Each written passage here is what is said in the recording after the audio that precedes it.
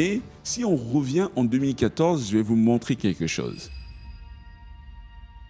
En 2014, les résultats de Forte Oil, qui étaient quasiment à la faillite, vont être publiés et ça va choquer le marché. Les 10 jeunes que Femi a recrutés sont des génies. Parce que le chiffre d'affaires de Forte Oil va faire un bond de 3%. Le bénéfice avant impôt va bondir de 152%. C'est un miracle. La stratégie a payé. Le marché est stupéfait. Et en mars 2014, la nouvelle va tomber. Le magazine Forbes va publier sa nouvelle liste des milliardaires et un an qui avait disparu 5 ans plus tôt, va y faire un retour fracassant. Femi Otedela va être listé avec une fortune estimée à 1,2 milliard de dollars, exactement le même montant que sa dette. C'est incroyable. Et figurez-vous que c'est exactement le même montant auquel il était avant de tomber. C'est la boucle parfaite. Le roi est de retour. Plus fort, plus sage et plus riche que jamais. Et donc ce qui paraissait être une fin tragique va se transformer en une success story. Il a regagné sa fortune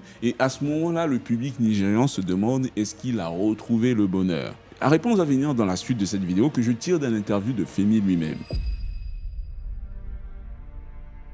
Dans une interview, un journaliste lui demande ce qui le rend heureux. Femi va dire quelque chose d'incroyable. Il va raconter l'histoire où un jour, un ami lui demande de financer 200 fauteuils roulants pour des enfants handicapés. Il accepte. Mais au lieu de juste signer un chèque, il décide d'aller les distribuer par lui-même. Il passe sa journée avec les enfants, il voit leur joie et à la fin de la journée, un petit garçon s'approche de lui, s'accroche à sa jambe et lui dit « Je veux me souvenir de ton visage pour que quand je le verrai au paradis, je puisse te reconnaître et te remercier encore. » Il n'en fallait pas plus. Ces mots ont ému Femi. Ce jour-là, il a ressenti une joie, un bonheur que toute sa fortune ne l'avait jamais donné. Il a compris que la vraie richesse n'était pas sur son compte en banque, mais que la vraie richesse était dans le regard heureux des personnes qu'il pouvait aider. Effectivement, quand on prend l'histoire de Femi, ce n'est pas juste une histoire de business, c'est vraiment une histoire de résilience. C'est une histoire sur la capacité à se réinventer. Et c'est une histoire qui pose une question fondamentale. Quelle est ta plus grande peur? Oui, toi, quelle est ta plus grande peur? Est-ce que tu as peur de l'échec? Est-ce que tu as peur des dettes? Est-ce que tu as peur de perdre ton statut? Parce que l'histoire de Femi nous enseigne quelque chose de fondamental. Ça nous enseigne que tout ça n'est que